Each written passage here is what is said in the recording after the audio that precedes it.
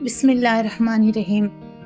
حکمت ایک نعمت ہے جو ہمیں اپنے دوستوں کی طرح ہونی چاہیے۔ حکمت کے بغیر انسان کچھ نہیں ہے، کیونکہ وہ بے لوث ہو جاتا ہے۔ اچھے لوگوں سے قطع تعلقی مت کرو، کیونکہ ان سے غلطی بھی غلطی سے ہوتی ہے۔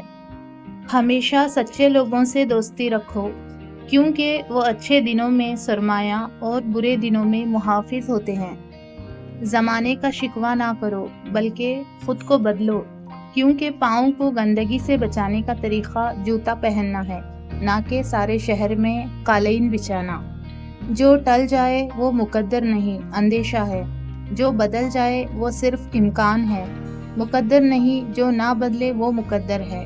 جو اٹل ہو وہی امر الہی ہے، وہی نصیب ہے، ہمارا نصیب ہے۔ لفظ انسان کے غلام ہوتے ہیں، مگر بولنے سے پہلے تک۔ بولنے کے بعد انسان اپنے لفظوں کا غلام بن جاتا ہے۔ زندگی بہت خوبصورت ہے، اگر ساتھ چلنے والے منافق نہ ہوں۔ رشتوں کی رسی تب کمزور ہوتی ہے جب انسان غلط فہمی میں پیدا ہونے والے سوالات کا جواب بھی خود بنا لیتا ہے۔ شرک۔ میرا دعویٰ ہے کہ خدا کے سوا کسی اور کا ڈر دل میں رکھنا، خدا کی قسم یہ شرک ہے۔ اللہ کے ناراض ہونے کی علامت یہ ہے کہ نہ عبادت کی توفیق ملتی ہے اور نہ ہی گناہوں پر افسوس ہوتا ہے۔ شرارت اور شرافت دونوں آپ کا انتخاب ہیں، لیکن اصل میں آپ منتخب اپنی بدقسمتی اور خوش قسمتی کر رہے ہوتے ہیں۔